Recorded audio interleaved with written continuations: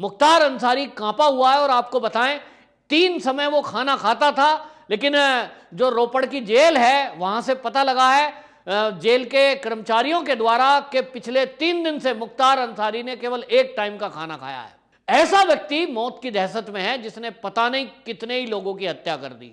और उनकी जान की कांग्रेसियों को इतनी चिंता है कि पुलिस का एक दस्ता बाकायदा मुख्तार अंसारी के साथ उत्तर प्रदेश की मऊ जेल तक भेजने का तय पंजाब की सरकार ने किया है। मुख्तार अंसारी को अपनी मौत का भय सताने लगा है और इसलिए आपको बताएं कि उसने पत्नी का सहारा लिया और पत्नी के जरिए देश के राष्ट्रपति जी को एक एप्लीकेशन भेजी कि मेरी एनकाउंटर में हत्या करी जा सकती है। और इसलिए पत्नी ने आग्रह किया कि मेरे शौहर की जो योगी सरकार है वो हत्या कर सकते हैं, उनका एनकाउंटर फेक एनकाउंटर कर सकते हैं और उनकी रक्षा की जाए। आपको बताएं इस सबके बीच कांग्रेस पार्टी पूरी की पूरी ताकत लगाए हुए है मुख्तार अंसारी को बचाने के लिए। सवाल यह है कि कांग्रेस का यह कारनामा क्यों है कि वो एक अपराधी को, गैंगस्टर को बचाने में लगी हुई है। आपको देखिए कि जब इस समय सुप्रीम कोर्ट के दिशा निर्देशों पर मुख्तार अंसारी को ट्रांसफर किया जा रहा है यूपी में, और अब एडीजी रैंक का व्यक्ति लेने जा रहे हैं पंजाब। 100 पुलिसकर्मियों की टीम को गठित किया गया है। तेज तर्रार पुलिसकर्मी उसमें वो हैं जो पंजाब से सुरक्षित लेने के लिए मुख्तार को जा रहे हैं।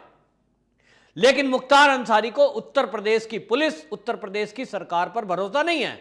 और इसीलिए आपको बताएं कि ऐसी खबरें आई हैं कि वो वहां से पंजाब की पुलिस को भी साथ लेके आएगा। सवाल यह उठ रहा है कि पंजाब सरकार ने किस बिना पर पंजाब की पुलिस को भेजने का फैसला लिया है। ना तो कोई वो वीआईपी व्यक्ति है, ना वो कोई ऐसा राजनेता है।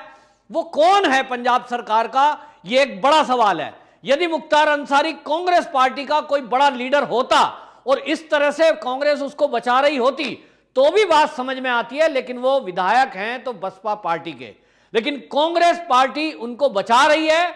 और 2019 से लेकर अभी तक जेल में मेहमान नवाजी जो की गई है, यह शक के दायरे में है कि आखिरकार कांग्रेस की मंशा क्या है। कहीं ऐसा तो नहीं जैसा महाराष्ट्र में सचिन वजय का खेल निकल करके आया है कि एक पुलिसकर्मी था, एक सब इंस्पेक्टर था, लेकिन वो 100 करोड़ रुपए की उगाही कर रहा था और पूरे इस खेल में सरकार भी शामिल थी। तो ऐसा तो नहीं लग रहा है कि मुख्तार अंसारी के जरिए कहीं पंजाब के उद्योगपतियों को डराने धमकाने का काम चल रहा हो और जेल से ही बैठे हुए उत्तर प्रदेश में भी डराने धमकाने का काम चल रहा हो और हिस्सेदारी उसमें कांग्रेस ले रही हो। ये क्या है, इस सारे मामले की जांच जब होगी तो खुलासा होगा और उम्मीद है कि योगी सरकार जरूर जांच करेगी। लेकिन इस बीच आपको बताएं कि पंजाब सरकार घबरा गई और जिस एम्बुलेंस को लेकर के मुख्तार अंसारी रोज घूम रहा था वो एक बुलेट प्रूफ एम्बुलेंस थी जिसकी फिटनेस 2017 में समाप्त हो चुकी थी। लेकिन योगी सरकार की जब प्रशासन पूरा अमला हरकत में आया और उस एम्बुलेंस की जांच खोज खबर की गई और यह तय हुआ कि उस एम्बुलेंस के जो भी मामले हैं उसको लेकर के अलग से केस दर्ज होगा और एक टीम पंजाब में पहुंची। लेकिन पंजाब में यूपी पुलिस की टीम पहुंचती इसके पहले ही उस एम्बुलेंस को एक नानक ढाबे पे लावारिस स्थिति में छोड़ दिया गया और उसकी नेम प्लेट भी तोड़ दी गई ताकि उसको पहचान ना सकें। लेकिन जो तेज तर्रार अफसर थे यूपी पुलिस के, उन्होंने उस एम्बुलेंस को ढूंढ निकाला। सवाल यह उठता है कि उस एम्बुलेंस के अंदर जो तोड़फोड़ की गई, ड्राइविंग सीट को हटाया गया, आखिरकार ऐसा क्या था उस एम्बुलेंस के अंदर जो सबूत नष्ट करने पड़े पंजाब की पुलिस को या मुख्तार के गुर्गों को। अब इस एम्बुलेंस की फोरेंसिक जांच होगी और यह भी पता लगेगा कि आखिरकार ये जो बुलेट प्रूफ बनाई गई थी ये एम्बुलेंस, इसके जरिए कितने ऐसे अपराध किए होंगे। जैसा हम फिल्मों में देखते हैं कि एम्बुलेंस का यूज बदमाश लोग एक से दूसरी जगह जाने के लिए करते हैं, स्मगलिंग का सामान रख देते हैं। और हम जानते हैं कि कभी एम्बुलेंस अगर सायरन बजाती हुई जा रही है तो उसको कहीं भी रोका नहीं जाता, उससे टोल नहीं लिया जाता, उसके लिए परमिट लेने की जरूरत नहीं है। और इसलिए कहीं ऐसा तो नहीं कि ये जो गैंगस्टर हैं ये एम्बुलेंस इसी तरह से डेवलप करके और एम्बुलेंस के सहारे से तस्करी कर रहे हो, बदमाशी कर रहे हो, गुंडागर्दी कर रहे हो, उगाही का खेल कर रहे हो। बहरहाल सभी तरह की अब एम्बुलेंस की जांच जरूरी हो गई है ऐसा लगता है, क्योंकि यदा कदा हम रोड पर देखते हैं जिस तरह से एम्बुलेंस भागती है और नए कानून के तहत तो रोड पर अगर एम्बुलेंस आपके सामने आगे पीछे आ गई है तो अगर उसको साइड नहीं दिया तो 10,000 रुपए का चालान है। इन सब चीजों को देखते हुए अपराधी एम्बुलेंस का इस्तेमाल शायद कर रहे हैं। यह मुख्तार अंसारी केस से तो ऐसा पता लगता है। जो भी हो, मुख्तार अंसारी कांपा हुआ है। और आपको बताएं, 3 समय वो खाना खाता था, लेकिन जो रोपड़ की जेल है वहां से पता लगा है जेल के कर्मचारियों के द्वारा कि पिछले 3 दिन से मुख्तार अंसारी ने केवल 1 टाइम का खाना खाया है। क्यों? मौत की चिंता सता रही है। ऐसा व्यक्ति मौत की दहशत में है जिसने पता नहीं कितने ही लोगों की हत्या कर दी। लगभग 47 केस उसके ऊपर दर्ज हैं। घेर कर मारना, उगाही करना, हत्या, कितनी हत्याएं कर दी इसका कोई हिसाब नहीं है। 47 केस तो दर्ज हैं, लेकिन मुख्तार अंसारी एक ऐसा नाम बन गया था दहशत का उत्तर प्रदेश में कि लोग उसके खिलाफ थाने में जाने से घबराते थे।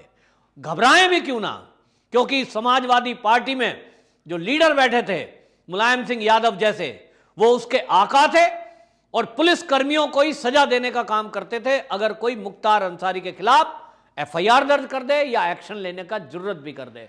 हमने देखा किस तरह से एसटीएफ के जो एसपी थे उनके खिलाफ कार्रवाई की गई थी और वो मुलायम शासन में की गई थी। यानी एक तरह से यह भी साफ हो गया कि मुलायम सिंह सरकार में, समाजवादी पार्टियों की सरकार में गुंडों को बाकायदा पाला गया और गुंडागर्दी रोकने वालों को सजा दी गई। यह अब खुलासा हो चुका है। ठीक इसी तरह अब कांग्रेस का कल्चर भी सामने आया है कि कांग्रेस की सरकारों में कांग्रेस के चलते ऐसे गैंगस्टर लोगों को संरक्षण दिया जा रहा है और उनकी जान की कांग्रेसियों को इतनी चिंता है कि पुलिस का एक दस्ता बाकायदा मुख्तार अंसारी के साथ उत्तर प्रदेश की मऊ जेल तक भेजने का तय पंजाब की सरकार ने किया है। आखिरकार सरकारी पैसे का यह दुरुपयोग गुंडों को बचाने के लिए क्यों? यह एक सवाल है और यह पंजाब सरकार सवाल का जवाब दे, राहुल गांधी जवाब दे, प्रियंका गांधी जवाब दे कि एक गुंडे बदमाश को बचाने के लिए, एक गैंगस्टर को बचाने के लिए जिसके खिलाफ 47 केस दर्ज हैं, एक एमएलए की, विधायक की हत्या का केस दर्ज है, ऐसे व्यक्ति को आप क्यों बचा रहे हो? क्या बीजेपी के विधायक की जान नहीं है? जो बीजेपी का विधायक मारा गया उसको मारने वाले को आप बचाने में लगे हुए हैं। इसका मतलब साफ है, यह एक मैसेज जाता है कि इस देश में कांग्रेस हो चाहे समाजवादी हो, ये वो पार्टियां हैं जो गुंडों को संरक्षण देती हैं। गुंडागर्दी करो, आप उगाही करो और उस उगाही का हिस्सा हमें देते रहो। जब चुनाव आए हमारे लिए वोट बटोरो। ये गुंडों का इस्तेमाल करने का ये तरीका है। और इसके लिए आपको बताएं, कांग्रेसी तो एक कदम और आगे हैं कि वो नक्सली हमला होता है तो दिग्गी बाबा, जो दिग्गी राजा कहे जाते हैं, दिग्विजय सिंह, उनकी अखबारों की एक कटिंग बड़ी घूम रही है कि नक्सलियों से वोट के समय में वो ये कह रहे थे कि हमें जिताने के लिए काम करो। यानी कांग्रेस की सरकार जहां रहेगी वहां अपराधियों का बोलबाला रहेगा, वहां अपराधियों को खुली छुट्टी रहेगी। आप अपना काम कुछ भी करो, हमारी सरकार चलनी चाहिए, हमें पैसे मिलने चाहिए, बस जनता जाए भाड़ में। हम महाराष्ट्र को देख लें, महाराष्ट्र में जिस तरह से 3 दलों की सरकार जिसमें कांग्रेस शामिल है, किस तरह से करोड़ों रुपए की उगाही और ये ट्रांसफर पोस्टिंग, आम लोगों की कत्ल और जिस तरह से हत्याएं और बाकी घटनाएं वहां हो रही हैं, ड्रग माफिया जो पनप रहा है, ये सारी चीजें हमने देखी। इन सब चीजों से एक बात तय लगती है कि कांग्रेस और विपक्षी दल ये केवल दलदल है, कोई राजनीति दल नहीं है। और बीजेपी आई है इनको सफाई करने के लिए। अब बीजेपी ने मुख्तार अंसारी को सजा दिलाने का जब तय किया है, योगी सरकार ने जब तय किया है कि मुख्तार अंसारी को उसके कारनामों की सजा, उसके कर्मों की सजा दे के रहेंगे, तब ऐसे में कांग्रेस बीच में अड़ंगा क्यों अटका रही है? मुख्तार अंसारी को संरक्षण क्यों दे रही है? ये बार बार सवाल पूछा जाता है, लेकिन राहुल और प्रियंका इस पर मौन हैं, कोई जवाब नहीं देते। अब वो सवाल नहीं उठाएंगे जो उत्तर प्रदेश में जरा सी कोई घटना हो जाए उस पर सवाल उठाते हैं, लेकिन अब उनको सवाल उठाने का कोई अधिकार ना तो अखिलेश यादव को है, ना मुलायम सिंह यादव को है, ना प्रियंका और राहुल को है, क्योंकि उत्तर प्रदेश में जो अपराधियों पर नकेल कसने के लिए अफसर काम कर रहे थे, तुम्हारी सरपरस्ती में ऐसे अपराधियों को सजा दी जा रही थी, नौकरियों से बाहर किया जा रहा था, तब आप किस मुंह से किसी अपराधी के बारे में बोल सकते हो? क्योंकि आपके शासनकाल में सारे अपराधियों को छूट दी गई नोट कमाने के लिए, अपराध करने के लिए। अब योगी जी आए हैं तो सहन नहीं हो रहा है। योगी जी अगर कोई कार्रवाई कर रहे हैं तो ये बचाने का काम कर रहे हैं, ये बीच में दीवार बन के खड़े होने का काम कर रहे हैं। आप देखिए, मुख्तार अंसारी पंजाब से लाया जा रहा है, और अगर बाई चांस खुदा ना खास्ता जिसे कहते हैं, अगर उसकी गाड़ी खुद ही नेचुरल रूप में पलट गई और उसको खरोंच भी आ गई, तो ये सारे के सारे लिबरल, ये सारा मीडिया और समाजवादी पार्टी, ये कांग्रेस, ये सारे वामपंथी ये हल्ला करेंगे और कहेंगे योगी आदित्यनाथ ने गाड़ी को पलटवा दिया। क्या गाड़ी जानबूझकर पलटाई जाती है? नहीं, ये एक्सीडेंट होता है, और दुर्घटना में कौन मरेगा कौन जिंदा रहेगा कोई नहीं कह सकता। लेकिन अगर एक अपराधी मरे तो उस मरने पे शौक क्यों? अपराधी मरा, अपराधी मर जाए तो इससे समाज को शांति मिलती है। जो अपराध कर रहा है, जो लोगों की संपत्ति लूट रहा है, जो लोगों की हत्याएं कर रहा है, ऐसा व्यक्ति अगर मरता है, स्वाभाविक मौत मरे, पुलिस की गोली से मरे, उस पर तालियां बजानी चाहिए, उस पर खुशी होनी चाहिए, क्योंकि समाज में शांति व्यवस्था कायम होगी। लेकिन कांग्रेस और समाजवादी पार्टी बेशर्मी से उस मुख्तार अंसारी को बचाने में लगे हुए हैं, और इतना ही नहीं, उसकी हर बात पे सवाल उठाने में लगे हुए हैं। यानी आप देखिए कि जब वो सत्ता में थे तो उन्होंने हाथ नहीं लगाने दिया किसी को, और ऐसे आतंकवादियों को पनपाया। आप कहते हैं आतंकवादी, ये आतंकवादी से कम नहीं है।